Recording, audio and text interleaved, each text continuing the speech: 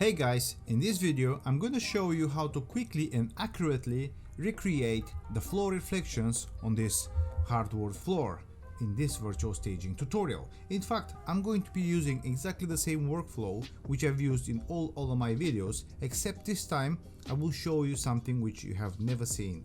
I'm George Nicola and this is the only place on YouTube where you can learn virtual staging. And now let's crack on. One of you have asked me about how they can replicate the floor reflections and basically the sun falling on and moving through the glass and the windows onto the floor. So basically today, as you can see, this is their results and this is basically the starting point. And quickly before I continue with this and show you how you can solve this basically with the virtual staging, Corona and 3ds Max, I want to thank all of you for supporting this channel, for giving the likes, commenting and leaving questions. So guys, let me know if you have more questions, comments or future ideas about videos. I've already have a long list about videos which are in the making, so yeah, please keep them coming. And now let's crack on with this. So here is my 3ds Max and this is what I'm going to do. First, I will load the image inside 3ds Max as normal. If you have missed that step, basically if you don't know how to create the perspective match, go and watch the video right now on the screen, which is the link down the comments, and you will learn and understand what I'm trying to do here. So let me press Alt B to load my image inside 3ds Max. So I'm going to press use files, find the image. So this is the folder and here is the image, and you have to pay attention about the size of this. It's 4500 by 3001. So I'm going to press OK. I'm going to press OK here, and I'll quickly go into the render setup dialog. I will convert everything into Corona because this is the starting point is Arnold rendering. Obviously I'm using the latest Corona daily build. You might be using another Corona version, doesn't matter, basically the steps are almost the same. So this is what is the width and the height of this image. So as soon as I'm done, basically I do advise you, by the way, to go and you should never work while you're working at those. This is really high resolution. Just make it 3000, and once you're done for the final rendering, just readjust this to 4500, and that should be it. So for now, this will suffice. And I'm quickly will go here and create the perspective match of this image, which is, yeah, it is fairly tricky image because of all those corners, but it's nothing that can stop me create a really nice virtual staging. And I will pick this side quickly, and then I'll go over that side and I'll take this, and then I'll grab this one and set it up here. Please pay attention that I have not basically edited this image. This is the image how I received the image, so have not altered the image at any way in any post-production software like Photoshop, Affinity or any others. So I will do this and then that, and I think this should be fine. And let's assume that this is like, it should be around 250 centimeters. So yeah, it's 260 is fine. It's still fine. And as you can see, something is not right here. So I assume the image probably is distorted. As you can see, there's a distortion here, and this is fine. So what I'm going to do is I will keep working on the vanishing lines as soon as I have the right angle of what I need to see. Sometimes you have to keep this in your mind. Sometimes when you have those really Let's call them wonky images, where they're heavily distorted like right now. Basically, what you have to do is you have to pay a little bit more attention and stage it as you see it. This might be a double-edged sword, because it's, as you can see, those lines, they do not match the lines at the background, but this, basically, my box is perfectly straight right now, and we're going to check right now if this is working or not. So I'm going to create a camera here, and I'm going to remove, oh okay, it's a free camera, so I'll pick this and I will convert this to editable poly, and then I will remove this thing here, okay, and I'll start playing with polygons. So I'm going to map right now everything, and I will continue with this, and this is where we have that problem, but I think we're gonna be fine. As you can see, this is really nasty piece of image, especially on that side, because it's really heavily distorted. This is one of the problems where you will run if you don't fix your images, your verticals. So realistically, I can do this, and from my perspective it will look alright, but there is a downside to this. As you can see, nothing is straight, and once you start creating the real image with, you know, if you have to alter something, this is where the problem will appear, so to say. And as you can see, it's really heavily distorted because this starts above this basically this trim, and now this on this side ends below the trim. So it's really a nasty problem. One of the ways we could play out this is to go back and start again and basically return everything to its normals. And now I'm going to delete this and I will set it up again.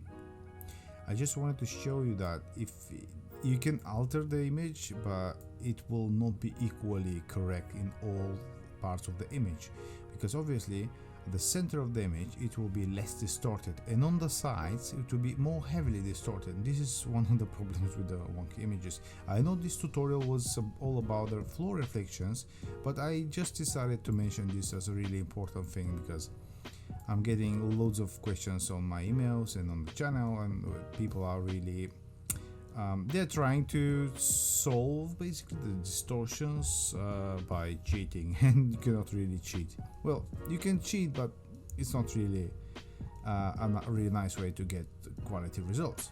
Anyway, let's go and create a box again. So as you can see, by this time, basically it's all the same. I haven't touched anything. Oh, what I'm doing here. Let me delete this one, and as you can see, this heavily distorted image, nothing can be fixed purely because it is distorted on multiple occasions. Realistically speaking, you can fix this if you go and play more with those lines here, and for example something like this maybe will going to work, as you can see here.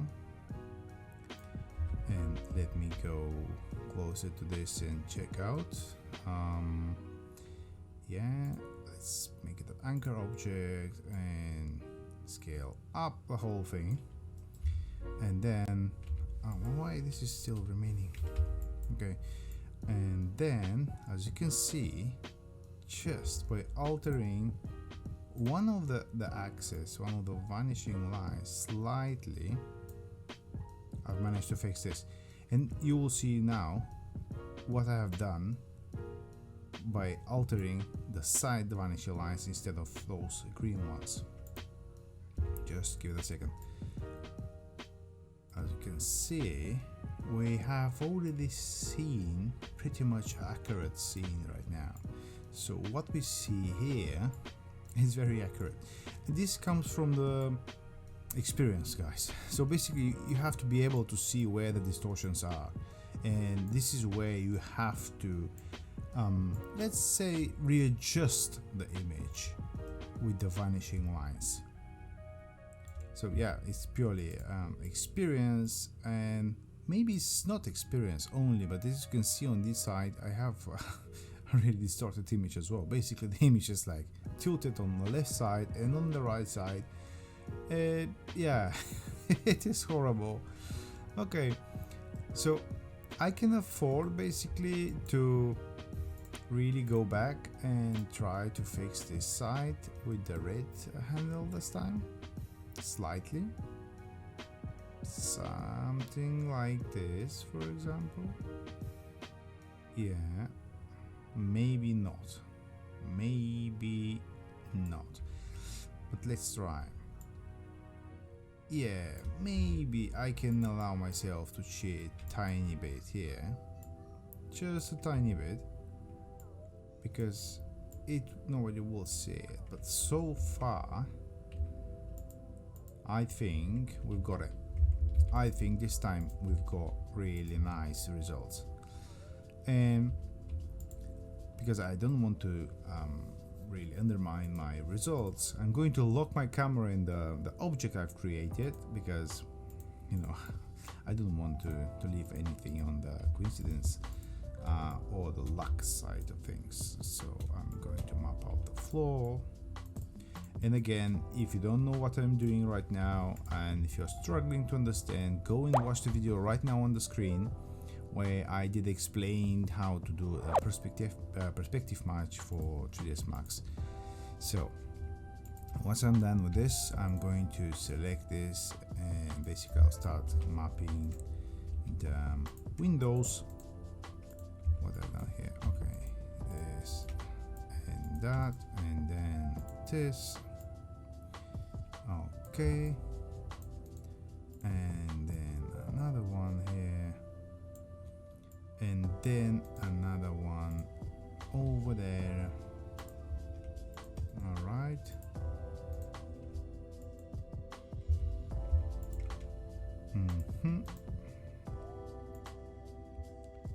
maybe, yeah, maybe. So you have to pay attention what you're selecting, really. And what I've done, I had to, okay, and this is so far. All right, and now, all right, I don't need that part, and maybe I'll do this, and this is going there, and this is going there.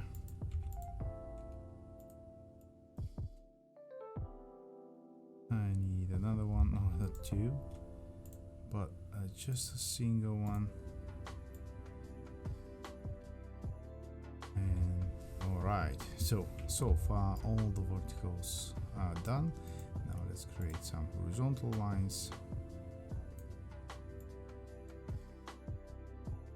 So one of the problems here is that the real windows end up here, which are hidden behind those shutters. So what we really have to do is stop basically the lines before them, because they're not part of the lighting right now.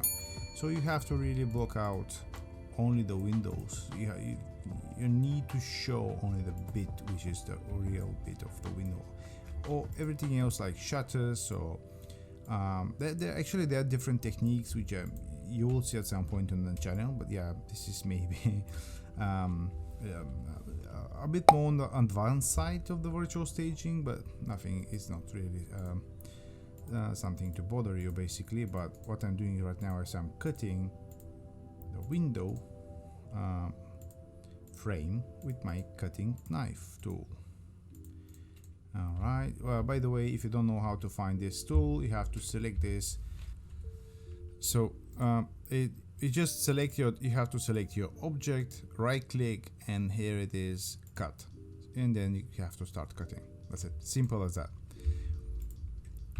And then I'm going to remove those lines. Actually, I don't need to remove them, I will leave with them. And then, yeah, I know it's not really perfect shape. If you spend more time, obviously you can make this really nice and perfect shape, but for this purpose, for the demonstrational purpose, it is fine. But you don't have to, let's say if you want to replicate those shadows, I mean the light rays coming from the sun and the reflectivity of this floor, you have to really almost close to the real photo create your geometry. If you don't create your geometry, your reflections, basically your light streaks, will look different.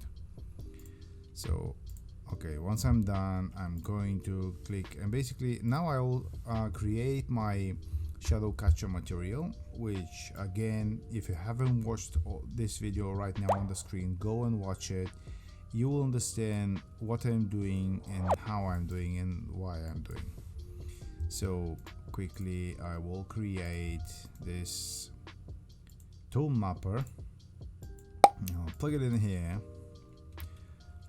or actually there is an easy way. I've already have everything done as a setup, and this is how I work with setups. So you can do this as a favorite material. You have to create the entire setup, and just then you just plug it in your library here. As you can open your library, you just 1 second, and then you plug it in your library, and you have then to save the library, and that's it. Then you have it for multiple users. So I'm going to find the, which is here, and I'll just drag it in back in the material browser and plug it in here, and select this to be screen, and this should to be 0.1, and I'm going to put this here. I will select this, put this over there, and check what I have done. Alright, what is this?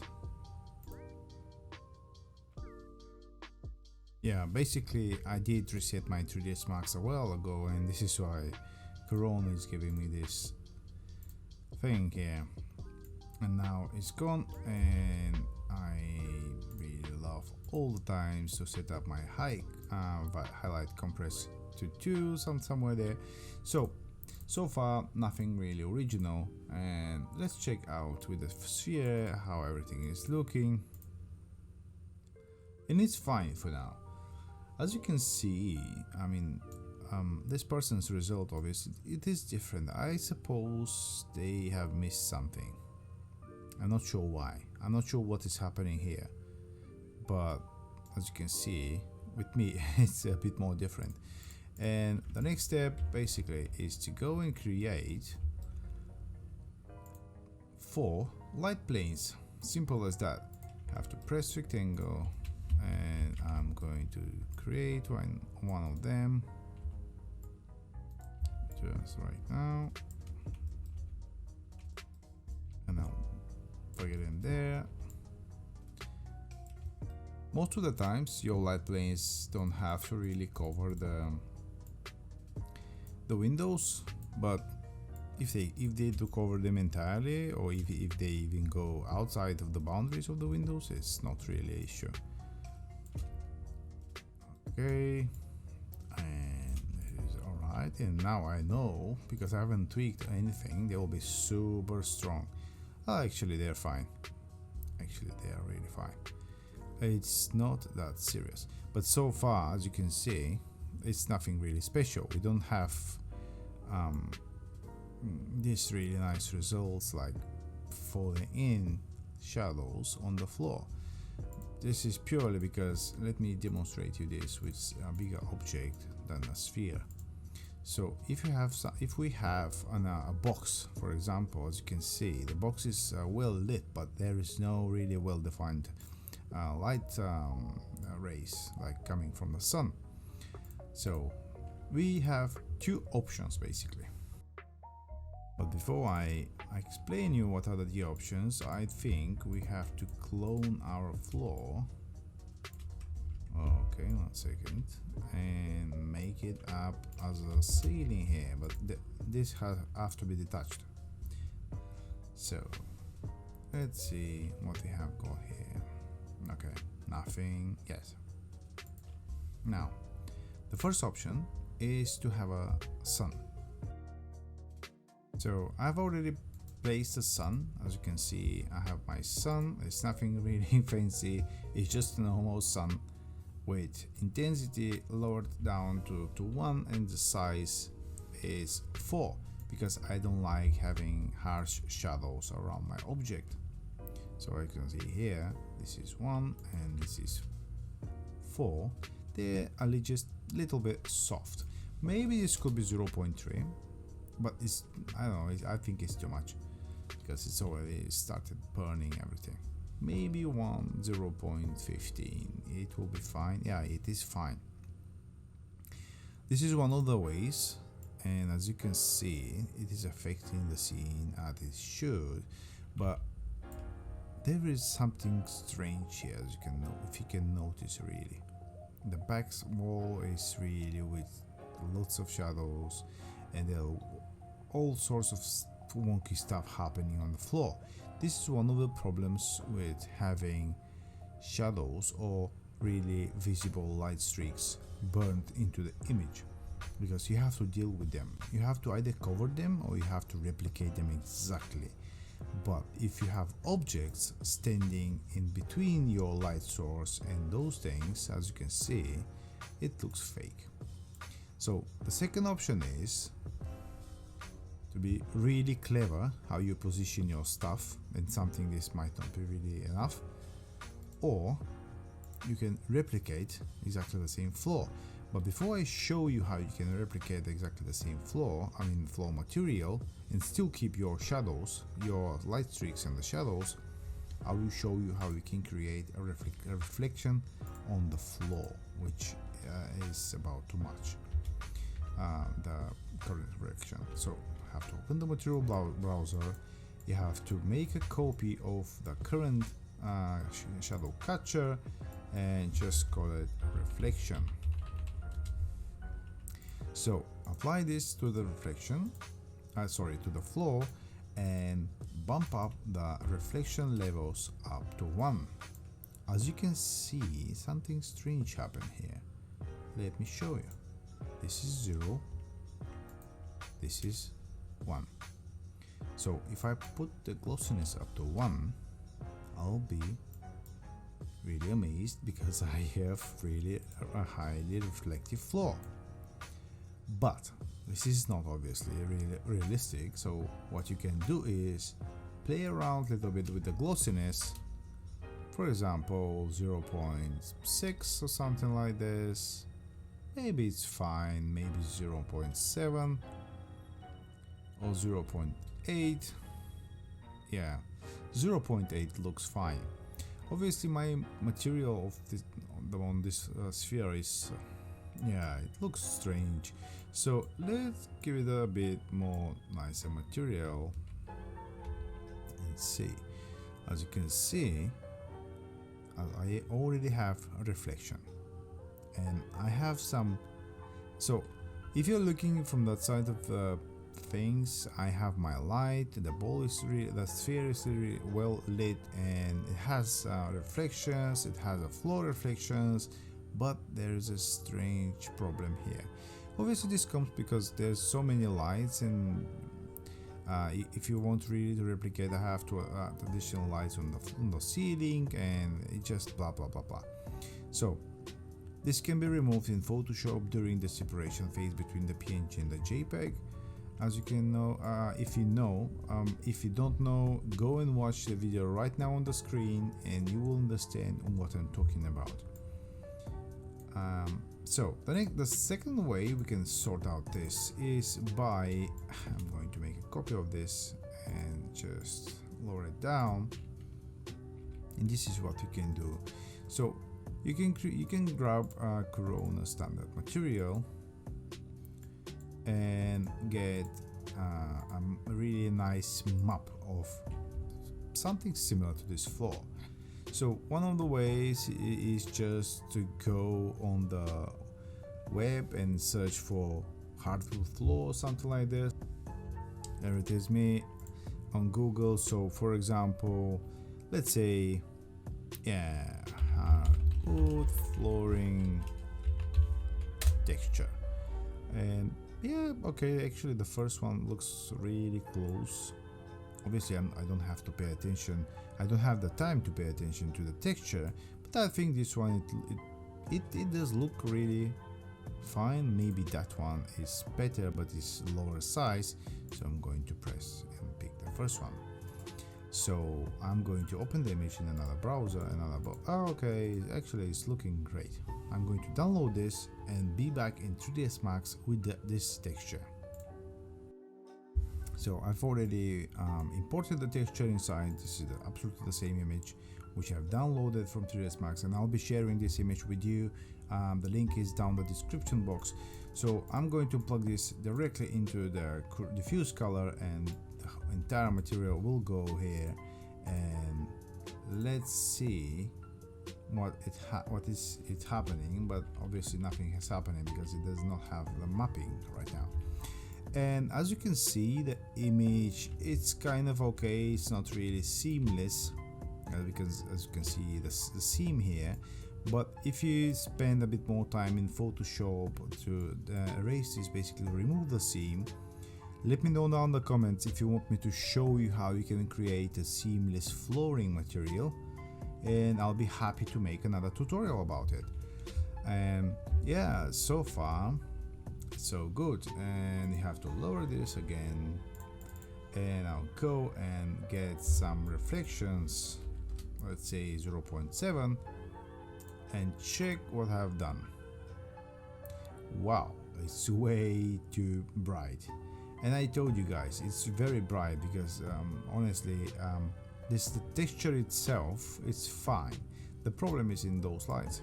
I have to lower the lights. I think maybe 10, it's okay, because simply there are 4 lights, and of course it will burn, everything will like super burn. So if you compare what we have done here, as you can see, you can barely see those lights, and obviously the sun is overpowering the environment lights. That's why sometimes they have to really choose carefully which approach you're going to use. As you can see, if I bump up the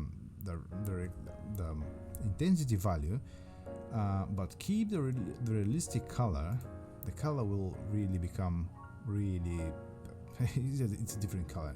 There's another 2 ways how to solve this.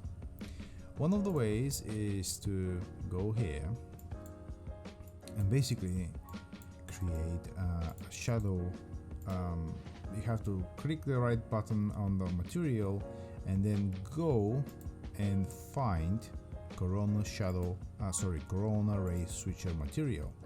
Keep the old material as sub-object and plug it in as a direct override, reflect and refract overrides, and for the global illumination you have to create another material, which should be maybe white, and it's fine. What we have done right now is we've told Corona to render this material as a direct colors, so directly what we see, it will be this material. Reflections, in the reflections we will see again that material, but for the global illumination, which is the lighting, the light source, which is our sun and those lights, when they basically throw light rays into that texture, that texture will return white light.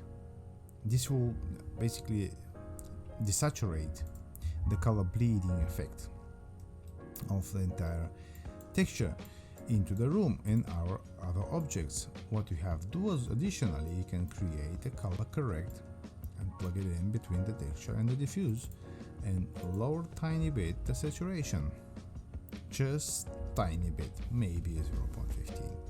It's fine. it is more or less looking similar. Well, not exactly, but as you can see, it is more or less there. And yeah, so far what you have to do is go and play a bit with those lights.